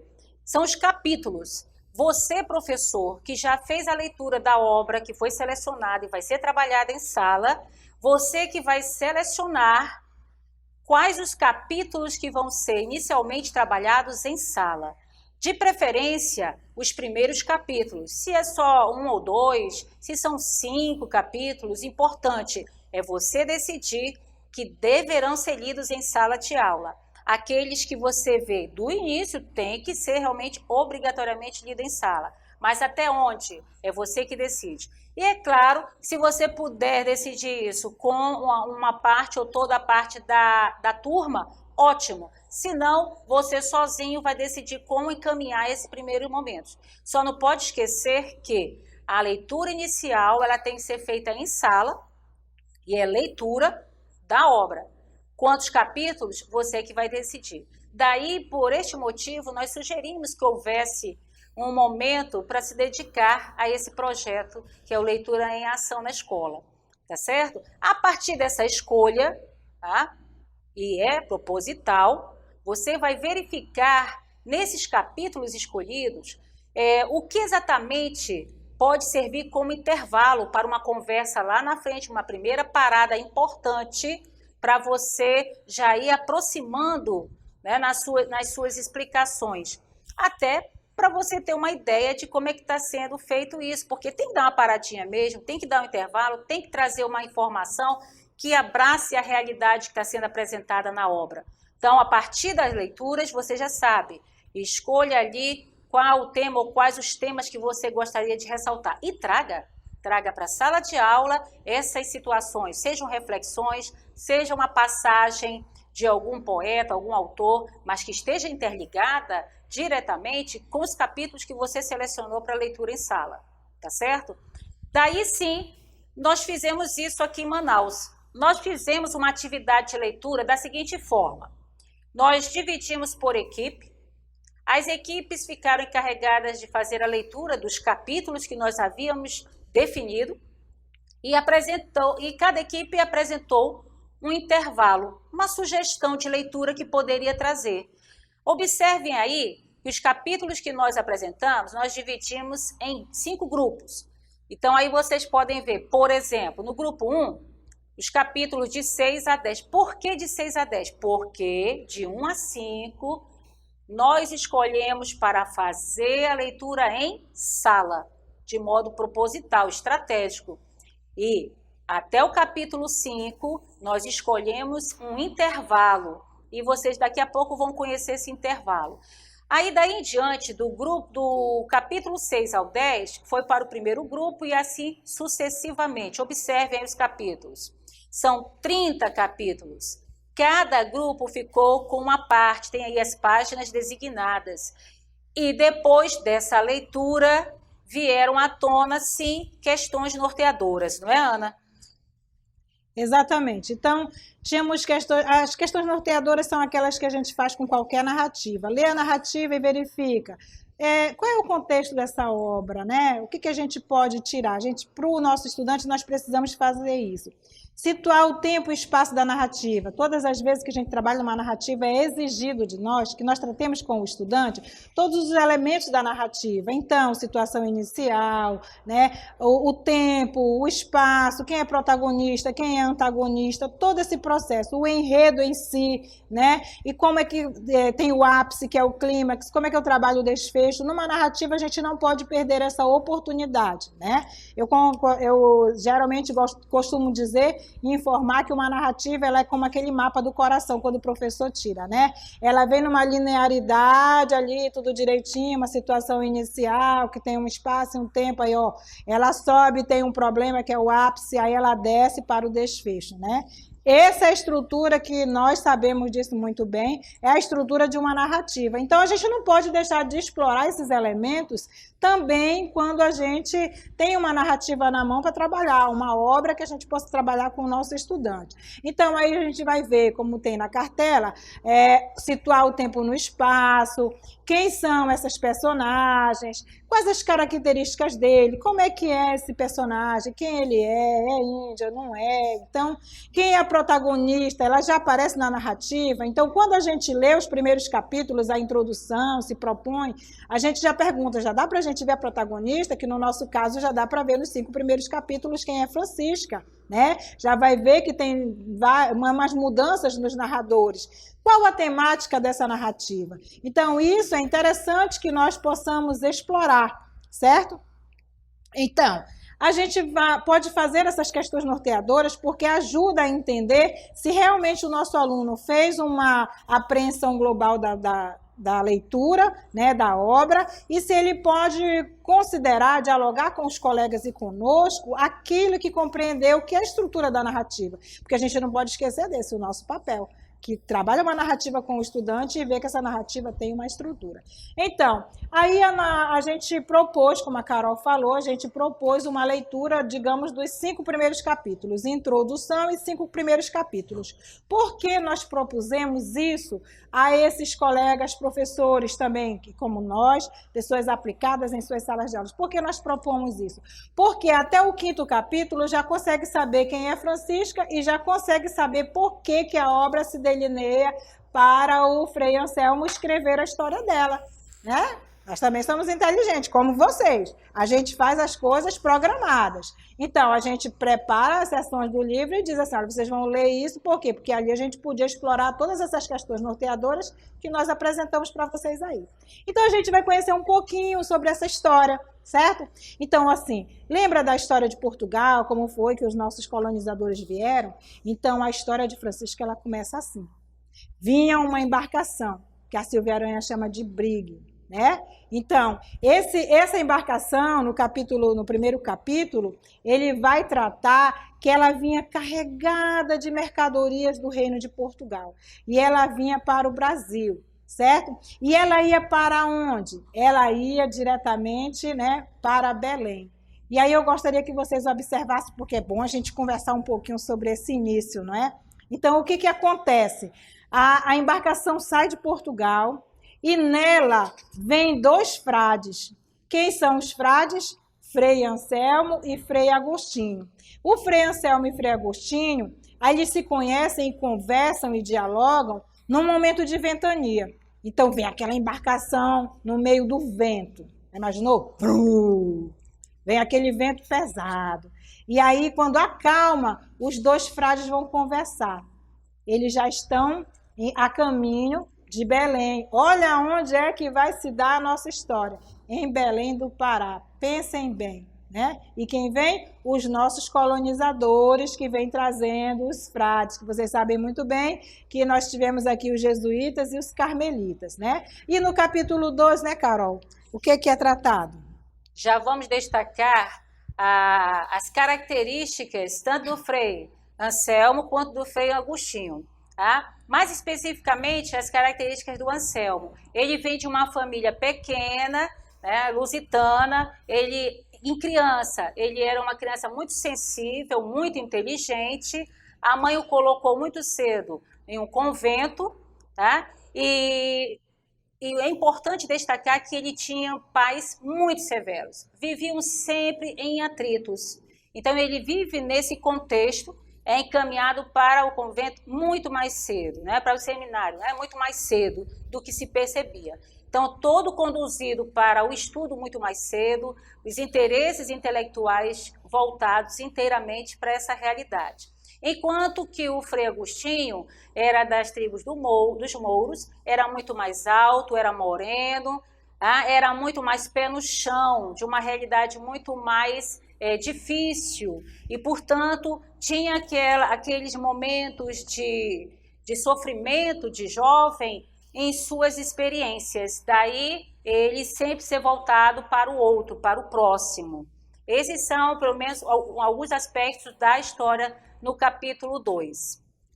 Então, no terceiro capítulo, a gente já vai começar a ver que passa um tempo. Isso é importante dialogar com o estudante, que ele observe essas marcas específicas do tempo. Então, primeiro se inicia ele chegando, e aí, quando eles chegam em Belém, tem um outro frei chamado Frei André, que é o reitor da casa, e esse Frei André é quem vai determinar os trabalhos para Frei Anselmo e Frei Agostinho. Então, passam-se vários anos. O Frei André envia Agostinho, que é do jeito mais atrevido, mais voltado para a medicina, ele envia ele para uma viagem para trabalhar mais diretamente com a população, Isso. não é?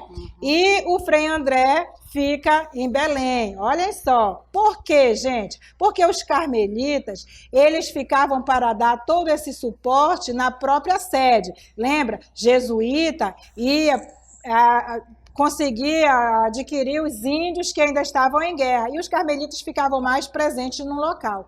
Então, o Frei André ficou fazendo esse trabalho. Ele era pacífico, ficou trabalhando ali com toda, digamos assim, com toda a classe mais abastada de Belém, né? Então, a gente vê esse tratamento.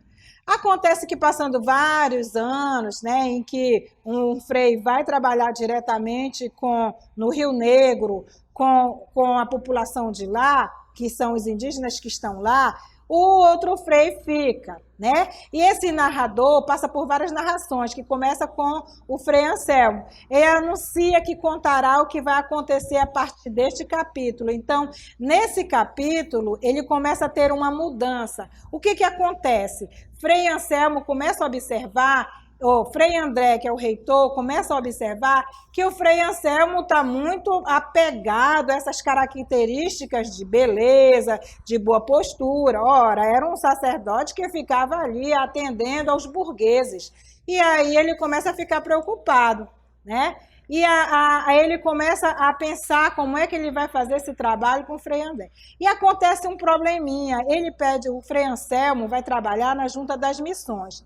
E um dia ele é convidado por um ouvidor, né? O padre que está em Belém, ele é chamado para atender aos serviços, aos doentes, né? Visitar. E aí o ouvidor é aquela pessoa que faz um papel mais ou menos de como se fosse um juiz, né? Aquela pessoa que tem essa autoridade.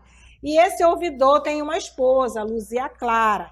E ele é chamado, e é um homem bom, né? Um homem generoso, é um homem justo, é o juiz, é aquela representação de autoridade do jurídico lá. E ele convida, manda chamar, porque sua esposa está grávida. E olha o que acontece, né? No interior acontece muito isso. A pessoa que está grávida, ela tem receio de morrer.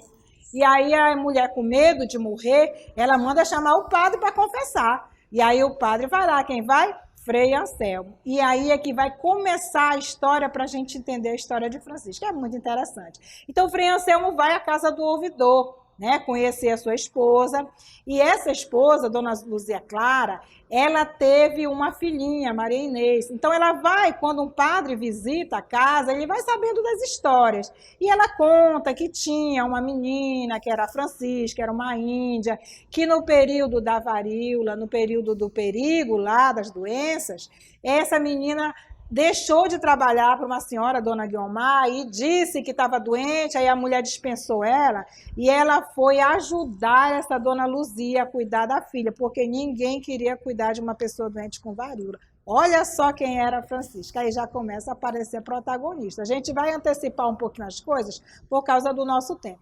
Então, foi assim que Frei Anselmo... Ah, e quem é Francisca? Será que Francisca... Aí o Frei Anselmo diz, Francisca não é aquela que entrou com uma petição junto à Junta das Missões, que ele fazia parte da Junta das Missões, para pedir a sua liberdade? Aí o ouvidor diz, sim, senhor. Foi uma pessoa que foi condenada a ser escrava injustamente. O que acontece? Doeu na cabeça do padre e começou a lembrar desse período. Começa a lembrar do julgamento da Francisca. E assim vai desencadear essa história. Já imaginou? Por um diálogo na casa de um ouvidor, e o ouvidor sabia só que um juiz, ele precisa das provas. E aí a leitura vai nos dar essa condução, né, Carol? E aí a gente tem, o ouvidor disse que ela tinha sido injustamente considerada escrava, e quando Frei Anselmo volta para casa, o reitor, ele se confessa: meu Deus, eu ajudei na condenação de uma pessoa injustamente. Aí vai falar com o seu superior. Qual é o tratamento do superior? Bom, você vai rezar bastante para perdoar os seus pecados, mas você vai agora investigar essa história. Você vai saber e escrever sobre Francisca, né? Não é que Silvia é inteligente? Ela pega o próprio narrador, Anselmo passa a ser o próprio narrador para contar a história da pesquisa que ele vai fazer, entrar em contato com as pessoas que conheceram Francisca para saber quem foi mesmo essa protagonista da nossa história. E a Carol vai dar continuidade nos capítulos, né, que vocês têm aí para ler, né, que nós vamos ver. Eu chamo a atenção para o capítulo 5, porque, como Ana e eu inicialmente falamos, o capítulo 5 ele é revestido de depois uma pausa proposital, estratégica. Mas antes foi feita a leitura. E o que acontece no capítulo 5? O Frei Anselmo ele vem no caminho pensando no julgamento, vamos dizer, equivocado, né, que destruiu uma vida. E daí um percurso completamente diferente, se sentiu super culpado. Quando ele chegou ao seu superior, Frei André, após escutar toda a situação a que ele se lembrava, porque veio à tona toda a cena, ele foi realmente absolvido. Porém, o Frei André propôs 2 penitências, as quais a Ana já mencionou. Mas o que é importante retomar aí? Dessas 2 penitências, uma delas, ele tinha que não só pesquisar, como também escrever sobre a vida dessa Francisca, dessa mulher que foi injustamente, né, penalizada, culpada por uma coisa que não lhe pertencia, que não fez, que não cometeu, enfim, injustamente. Aí a gente faz uma primeira pausa. Essa primeira pausa proposital é porque traz à tona uma série de situações que podem ser dialogadas com outras áreas do conhecimento.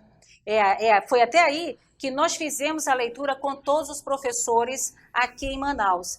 Nessa reflexão que fizemos, nós trouxemos à tona algumas impressões de intervalo que vão ser vistas mais lá na frente, mas nós tivemos que fazer esse intervalo, até para verificar isso que a Ana, de modo muito resumido, mas muito pontual e sequencial, apresentou para vocês dessa leitura, porque a leitura na íntegra tomou muito mais tempo. E é importante ser feita essa leitura na íntegra e não olhar alguns fragmentos. Essa pausa feita, depois de ter trazido esses intervalos, aí sim nós demos uma continuidade acerca da obra. No entanto, antes de continuar, o que nós destacamos do 1º ao 5º capítulo? Situações dos missionários, dos carmelitas, situações voltadas para as mercearias que eram vendidas no mercado de Belém, situações voltadas para doenças, como a varíola, sarampo. Então, situações que estavam ocorrendo que do 1º ao 5º capítulos foram apresentadas ao longo de toda a trajetória. Então, a riqueza aí é interligar essas situações reais com umas informações a mais a respeito. Daí é que entram os intervalos. Foi aí que a Ana inicialmente disse que é encantador do trabalho que o Rio do Colson apresenta. Por quê? Porque o intervalo, ele é o acréscimo de informações que você possa trazer e as aproximações de realidades que você tem ao seu redor em pleno século XXI. Então, o que nós ainda temos a respeito de toda uma trajetória que já aconteceu com uma personagem que viveu uma injustiça? Muito bem. Então, ele já nos convida para um aspecto histórico, temático, geográfico, que faz com que nós enriqueçamos aí, com contextualizações, situações reais, reportagens, notícias, situações de uma experiência do momento, hoje, vivendo essa realidade. Então, sem dissociar. Aí você deu aquela pausa, que é o intervalo necessário, que acrescenta informações e retoma as leituras. Essa retomada é que pode ser feita à sua maneira. Professor, professora, pode ser dividido em equipe, pode ser trabalhado individualmente, pode ser orientado para ser feito em casa, enfim, pode ser dividido à sua maneira e como você puder fazer com que haja uma continuidade dessa leitura. O que foi interessante? Tudo que foi apresentado nesse capítulo, estrategicamente, nos convida a uma curiosidade, desperta a curiosidade. Por quê? Queremos saber o que vai acontecer com Francisca, por onde que esse o Frei Anselmo vai iniciar o seu processo de pesquisa para finalmente escrever sobre a vida dessa personagem chamada Francisca. E ela, que foi injustiçada, o que vai acontecer com essa mulher que vai lutar, com certeza, de alguma forma, por algo que ela injustamente foi culpada, foi condenada. Então, tudo isso nos convida e desperta a curiosidade. A gente quer saber nos próximos capítulos o que aconteceu. Nós poderíamos até deixar aqui numa incógnita, até por conta do tempo. Mas vamos seguir alguns capítulos, porque são 30 capítulos, tá? E sempre vamos ter uma pausa no próprio livro, 3 pausas grandiosas de reflexões voltadas para o superior, que é o Frei André. Porque ele, enquanto superior, após alguns capítulos, ele faz uma reflexão sobre a postura, o comportamento, as atitudes do Frei Anselmo. Esse que só se preocupava com os interesses, né, da classe burguesa, do olhar colonialista, do ser humano que era incluso na sociedade, não excluído. Então, ele vai vendo aí o comportamento, as atitudes, o jeito desse frei ao longo de todo um processo que vai decorrer na história. Então, só para dar uma passadinha, vocês vão receber esse material e também vocês já devem ter recebido os livros. Então, só para repassar aí, os capítulos foram todos divididos, vocês vão ver aí o capítulo 6, 7, nós trouxemos um pequeno resumo de reflexões.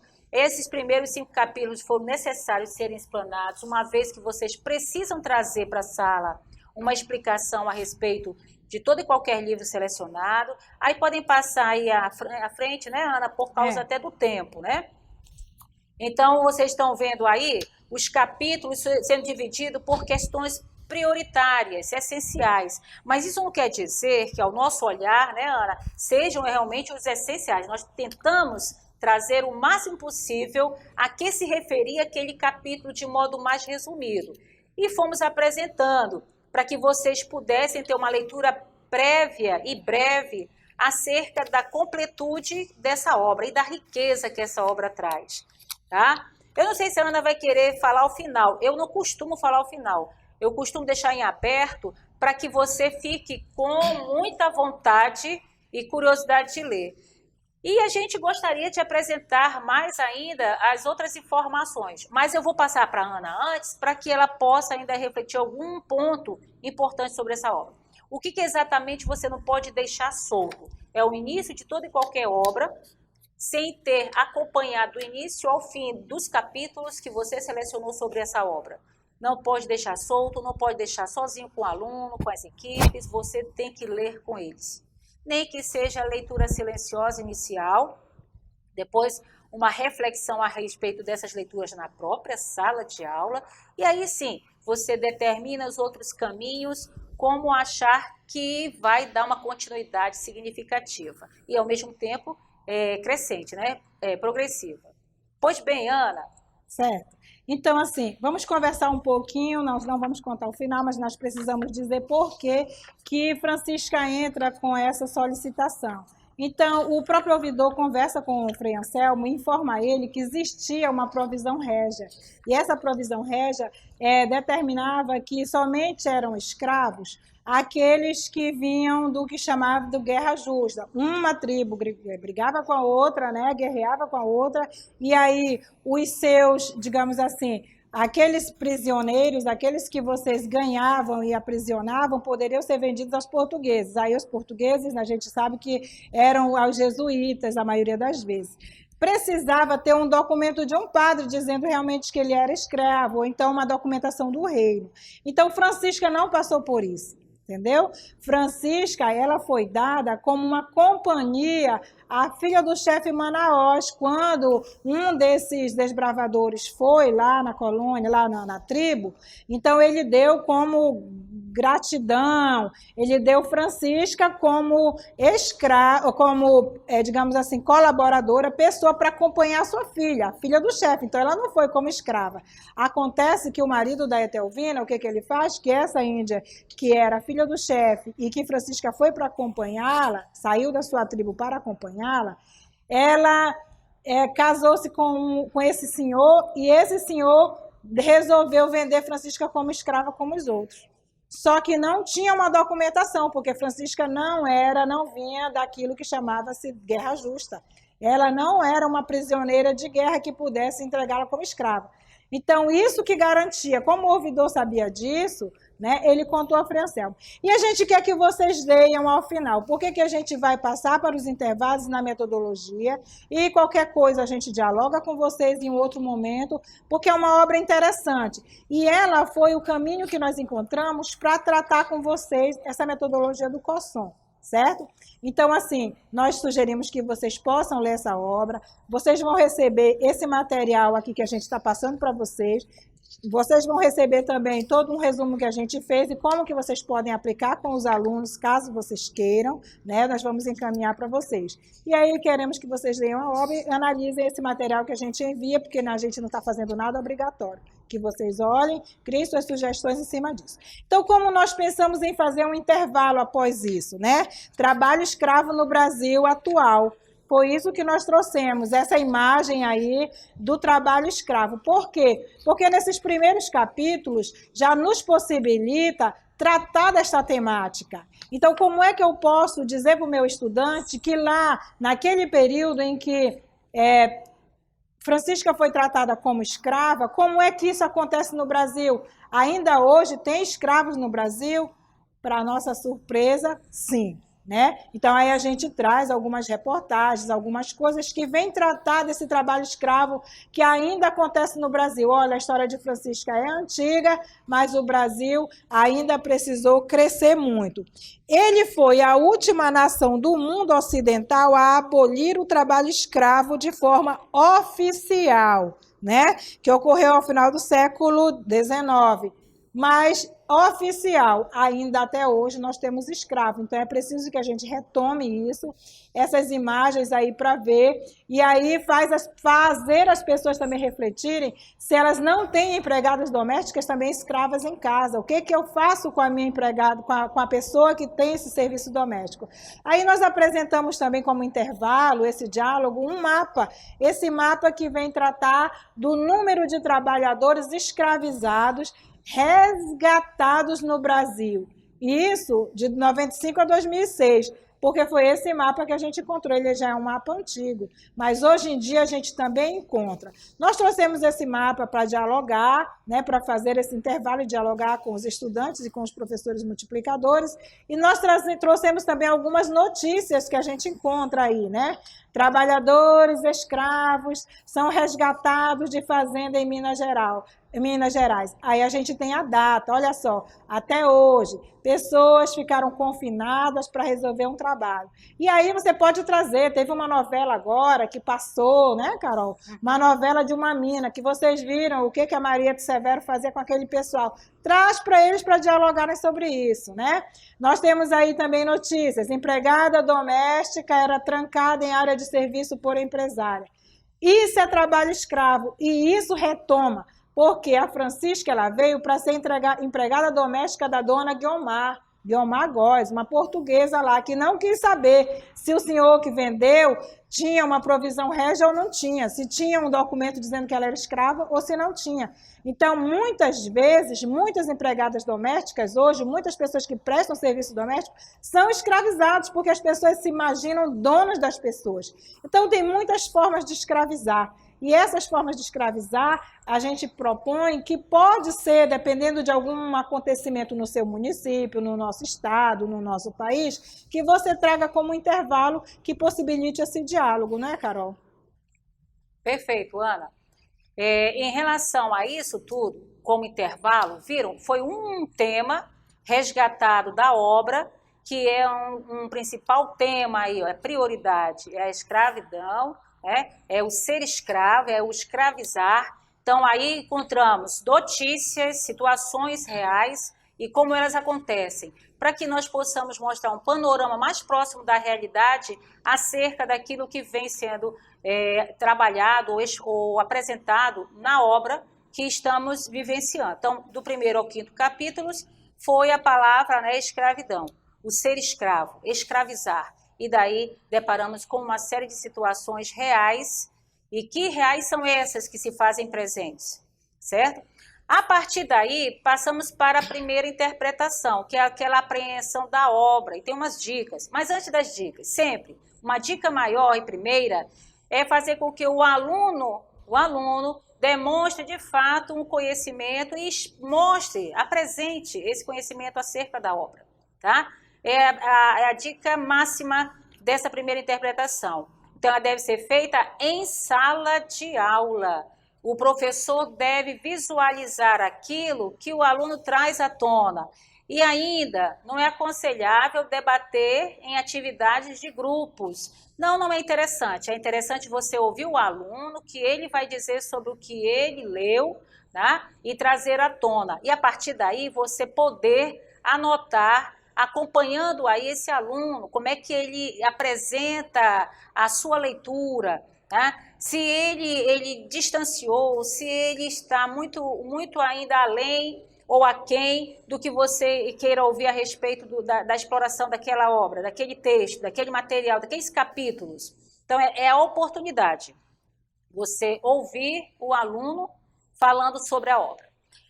Nós temos aí também no próximo, nós temos uma proposta para os estudantes, que é a primeira interpretação, que é voltada para ele anotar, né? Anotar no caderno, fazer ali a sua vivência por meio de um diário, enfim, registrar. Isso é importante. Esse registro, ele pode ocorrer também em outras formas. Você pode compartilhá-lo com impressão em status, WhatsApp, né? No Google Sala de Aula, no Facebook. Tá? Enfim, você pode utilizar aí um mecanismo que facilite esse propagar sobre o que ele está registrando e você poder acompanhar esse crescimento, esse progresso do aluno, tá? Geralmente ele vai anotar, fazer anotação do que é essencial, vai trazer à tona, vai explanar aquilo que ele entendeu, vai aprofundar mais ainda em que momento? Às vezes não dá em sala de aula. Então ele tem que ter um espaçozinho para ele poder dar continuidade a esse progresso, tá? E o professor acompanhar essa leitura deste aluno. Na contextualização, Ana. Certo. Então, Carol, quando o aluno já faz essa primeira interpretação, que ele já coloca o seu resumo, a gente vai para a contextualização. A contextualização, como a Carol já citou, ela é o aprofundamento que eu posso trabalhar. Determinada obra me possibilita fazer algumas contextualizações, outras não. E o Cosson, ele apresenta algumas que a gente vai tratar de forma bem simplificada aí. Ele apresenta a contextualização teórica, a contextualização, Carol, tu consegues ler? Sim, histórica, Isso. estilística, poética, tá? Ainda, crítica, presentificadora e temática. Então, o que a gente chama a atenção para essas contextualizações são que a teórica, ela vai trabalhar com as ideias que sustentam a obra. Então, o Cosson, ele apresenta até a história, o texto do Cortiço. Então, ele diz, na presença da obra como um todo, a gente trata do determinismo. Então, assim, se for a teórica, aquela obra possibilita isso, você pode fazer uma contextualização teórica. Na histórica, ela relaciona o texto com a sociedade que a gerou, certo? E a histórica é o que a gente vai vivenciar depois com o vídeo sobre a Juricaba. A estilística, ela é centrada nos estilos de época, o que mais a gente tem feito, né? Então, aquela obra, ela está com características barrocas, características românticas, características arcádicas.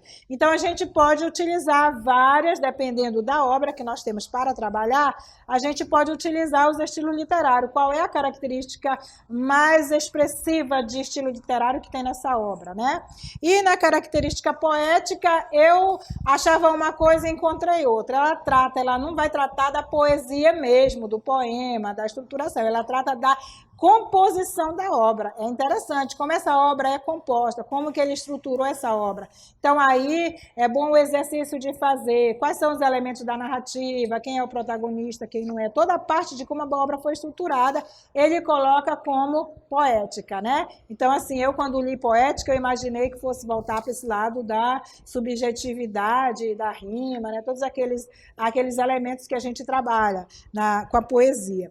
A próxima que ele apresenta como uma contextualização possível e que ele trata nessa obra é da recepção do texto literário, que a gente chama de crítica. Então, determinadas obras que já fazem parte do cânone literário, vocês sabem muito bem, que já tem críticas, tem autores que já fazem as críticas. Então, ele cita lá, você pode trazer um jornal, você pode trazer um editorial que já trata daquela obra.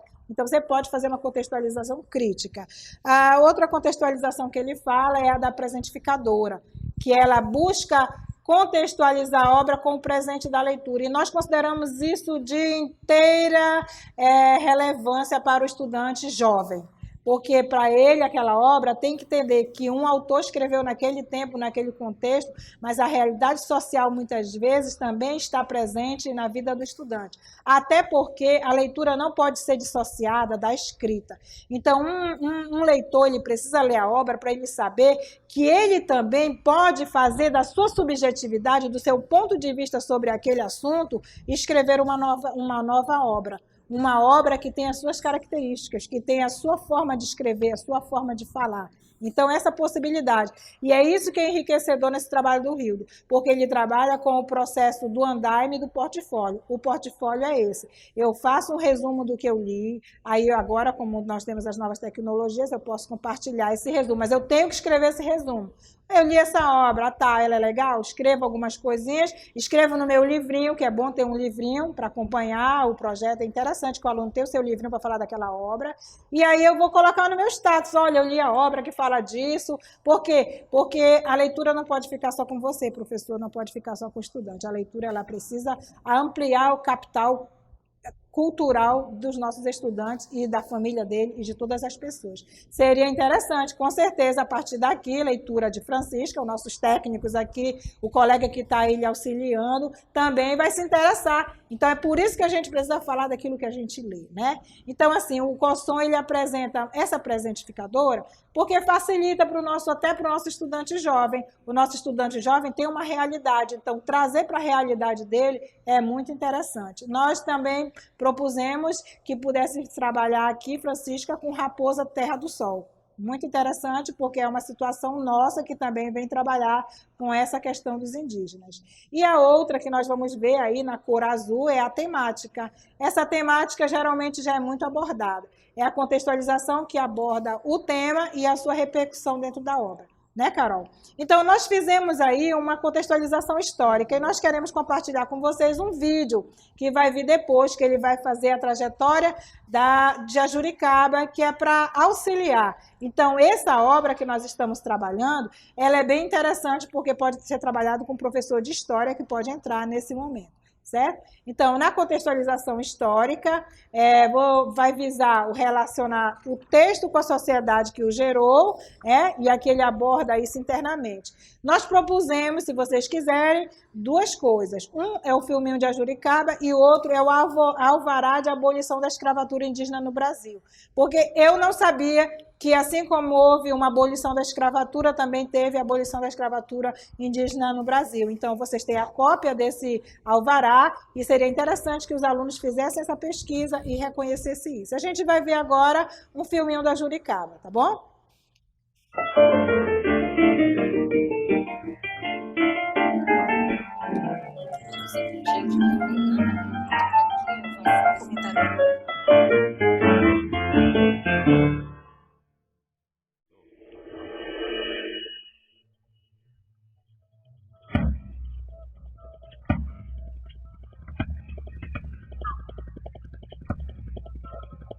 Na Amazônia, o encontro dos rios Negro e Solimões atrai turistas de todo o Brasil.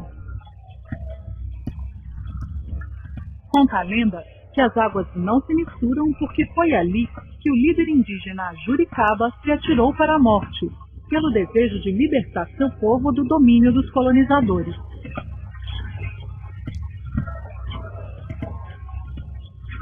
A exploração econômica da Amazônia começou em 1541, quando o capitão espanhol Francisco de Orellana desceu o rio em toda a sua extensão. Ele foi o primeiro a desvendar as riquezas do lugar e enviou relatos de seu achado à Europa. Assim, a cobiça se espalhou. Portugal, França, Holanda e Inglaterra passaram a organizar expedições para invadir e explorar a região. Para facilitar a dominação dos indígenas e forçar a ocupação, os colonizadores deslocavam as tribos à força para lugares distantes. Era o chamado descimento. Longe de suas terras, os índios ficavam confinados e eram submetidos a trabalhos forçados. Ali, abandonavam suas crenças pela fé cristã, pregada pelos jesuítas. No século XVIII, os portugueses já dominavam a região e mantinham fortificações e povoados em pontos estratégicos. Mas as missões enfrentavam cada vez mais a resistência e a revolta dos povos indígenas. Em um afluente do Rio Negro, havia a grande aldeia da tribo Manau. Ali vivia o corajoso guerreiro Ajuricaba, filho do cacique Uiuiebene. O jovem era belo e forte. Seu nome vinha das palavras indígenas Ajuri, que significa ajuntamento, e Caba, como é conhecido o marimbondo. O que eu posso dizer, o povo Manaus esteve na região hoje, Manaus, né? Antigamente chamado por nós como Dia Canenavi. Dia é rio, Canenavi é casa do Abiú, terra do Abiú, seria isso, né? Então ali que viveu esse povo. Povo guerreiro e temido, os Manaus dominavam outros grupos mais fracos. Eles chegavam a capturar indígenas inimigos e entregá-los aos brancos em troca de utensílios e armas. Com a morte de seu pai, Ajuricaba tornou-se cacique e passou a combater os colonizadores, a escravização e a exploração que eles promoviam. A resistência dele foi muito grande, né? Os portugueses se sentiram ameaçados, né? Realmente guerreavam mesmo contra os portugueses, até haver umas expedições punitivas para prender ele, para acabar com a revolta. Em 1723, indígenas comandados por Ajuricaba atacaram uma tropa vinda de São Luís. Tão logo soube do ocorrido, o governador do Maranhão e Grão-Pará pediu reforços a Portugal. Maia da Gama mandou dizer ao rei que o cacique guerreiro era uma ameaça, pois estaria aliado aos holandeses. O cabo Belchior Mendes de Moraes foi enviado de Lisboa e seguiu para a região do Rio Negro com seus soldados. Mas nem assim foi possível conter Ajuricaba. O cabo Belchior pediu ajuda ao governador, que enviou João Paz do Amaral e mais uma tropa ao encalço do guerreiro. Líder de grande carisma, Ajuricaba conseguiu unir várias tribos na Confederação do Rio Negro para impedir a dominação portuguesa na região. Estrategista, o cacique criou uma vigilância permanente para dificultar o acesso inimigo desde o Baixo Rio Negro até o Rio Branco. Toda a região ficou sob o comando de Ajuricaba. Os ataques se estenderam durante anos. Finalmente, Belchior Mendes pediu mais reforços. Lembrando-se de uma lei de abril de 1655, que já havia até sido revogada, declarou a chamada Guerra Justa. Essa lei justificava qualquer ação ofensiva contra os indígenas. Os ataques de Ajuricaba eram motivo suficiente para a guerra. A Guerra Justa, inclusive, tem o selo papal, né, junto com o rei, né? A Guerra Justa era, quer dizer, se os índios atacassem os portugueses, era justo que os portugueses atacassem, uma maneira só de opinião pública, né? De convencer a opinião pública disso. Mas com isso os portugueses atacavam quem não atacava também. Aí era um massacre danado. O que os portugueses queriam era dominar mesmo, escravizar, explorar economicamente, né? Tomar para si o território. De Belém, seguiram numerosas tropas fortemente armadas contra a Confederação Indígena. 300 malocas foram incendiadas. 15.000 indígenas morreram, entre homens, mulheres e crianças. O jovem Cucunassa, filho de Ajuricaba, que lutava na batalha, foi uma das vítimas. Enlouquecido pela dor, o bravo cacique se lançou furiosamente sobre os inimigos. Assim, Ajuricaba foi dominado. Com ele, outros 300 indígenas foram aprisionados.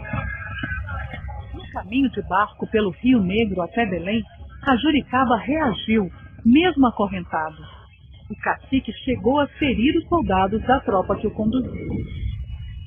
Dominado depois de muita luta, o guerreiro atirou-se nas águas do Rio Negro, desaparecendo para sempre. Era o ano de 1728.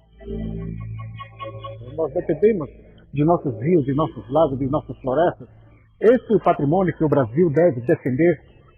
O que temos melhor é o verde, é a natureza, né? Então, Ajuricaba fez isso.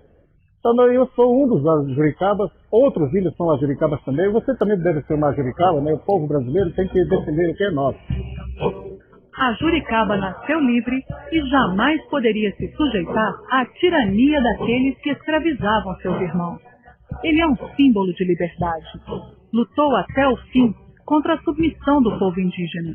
Pela coragem de defender sua terra e sua gente em troca da própria vida, Ajuricaba é um dos construtores do Brasil.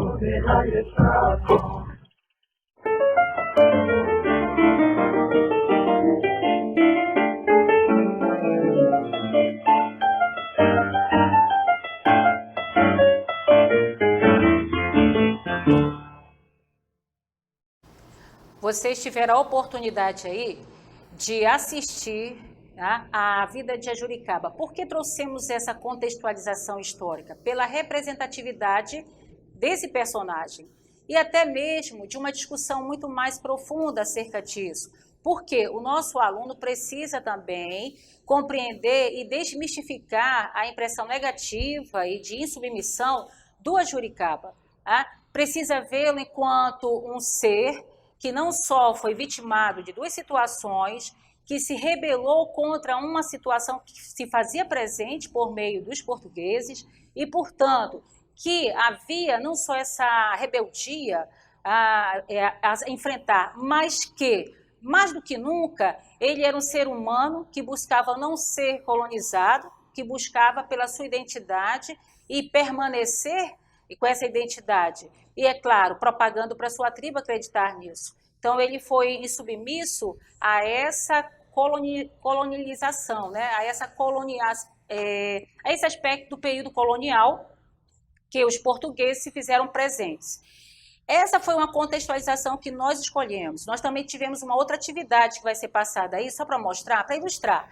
Essa atividade foi apresentada aos professores, a Ana apresentou há pouco, justamente o alvará. O alvará, o documento, vocês vão visualizar agora. Esse documento, ele existiu, esse documento é real, ele trata da situação da abolição da escravatura indígena no Brasil, data de 1758, e daí é importante um documento desse ser debatido, discutido com os alunos em sala de aula. A segunda interpretação, que é o próximo passo, nós vamos apenas aqui ilustrar, porque já comentamos algo, é sempre destacar um aspecto importante da obra, né? Eu mencionei no início que é um aprofundamento, então é um destaque para um personagem, por exemplo. Observe aí nessa próxima cartela que não só pode ser o personagem, mas pode ser um tema, um traço estilístico, uma correspondência com questões contemporâneas, questões históricas, tá? questões filosóficas, sociológicas, e não importa. O que importa é que você possa aprofundar isso indo ao encontro do que você está trabalhando, de modo que esse esquema, essa estratégia sistemática não se perca. Além disso, nós também trabalhamos numa primeira atividade, confecção de cartazes. Todas as vezes que você for propor uma atividade para o aluno em sala de aula, busque deixar bem claro o que é para ser feito. Oriente, mesmo que ele já tenha algum conhecimento, oriente o que exatamente você quer que seja destacado nesse trabalho. Então, na primeira atividade, nós passamos para 5 grupos, aliás, minto, foram até mais, só que grupo de 5 pessoas, uma confecção de cartazes. Então, a tarefa era produzir um cartaz para divulgar essa obra, Francisca e a Utopia da Liberdade. Nós, primeiramente, para a segunda atividade, nós passamos o assunto, né? Nós ressaltamos, mesmo sendo professores, nós destacamos ali com os conhecimentos deles o que é preciso aparecer em uma confecção de cartaz, o que é para realçar, o que é necessário destacar. E daí nós tivemos a grata satisfação de uma participação colaborativa desses profissionais aqui no CEPAM, e que eles evidenciaram a confecção de cartazes, como podem ver na próxima cartela, com a prática da obra sendo propagada, né, sendo divulgada, sendo ali compartilhada para outros, e tentando envolvê-los na oralidade também, porque eles não só venderam a imagem no cartaz, o cartaz era muito importante, claro.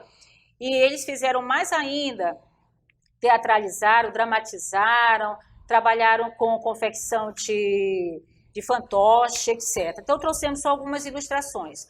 Uma terceira atividade, também como sugestão, poderia, por que não, uma produção de um júri simulado, ou acerca da personagem principal, que é o alvo principal da obra, mas aí trazer à tona todos os critérios, todas as orientações do júri simulado. Não vou pedir um júri simulado sem orientar o que é necessário, né, compor esse júri. Então, nós trouxemos também à tona para eles revisarem, até para verificar se não estava faltando ou estava de lado algum personagem importante, para que fizesse com que a personagem principal, Francisca, pudesse sim ser vivenciada ali, a partir das leituras, a um momento ali de julgamento. Tá? E nós tivemos também, para encerrar, o aspecto que fecha e ao mesmo tempo que abre a continuidade desse trabalho, que é a expansão. Eu deixo aí com a Ana para esclarecer um pouco. Então, na expansão, ela é a possibilidade de diálogo. Nenhuma obra, ela começa em si. Um leitor, quando ele escreve, passa a ser autor, ele lê uma outra obra. Então, é importante que a gente veja aí como está expresso nessa cartela, ela busca destacar as possibilidades de diálogo que toda obra articula com os textos que a precederam, ou com os que lhe são contemporâneos ou posteriores. E aí a expansão, como a gente pode ver, ela ultrapassa a obra. Então, ela busca esse diálogo, é um trabalho comparativo com a outra obra. Então, é necessário que a gente, quando termine uma obra, já pense com que obra ela vai dialogar. Isso é muito importante, é o que a gente vai ver na etapa posterior, que essa etapa da expansão, ela destaca as relações intertextuais com as outras obras.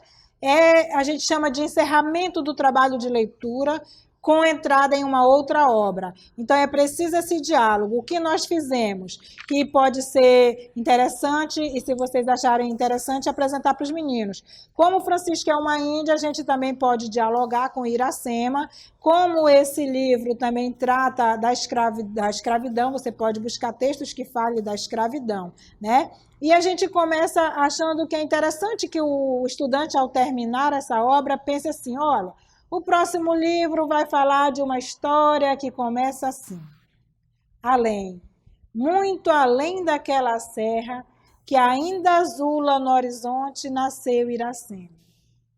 Iracema, a virgem dos lábios de mel, que tinha os cabelos mais negros que a asa da graúna e mais longos que seu talhe de palmeira. E é essa obra que a gente propôs como expansão.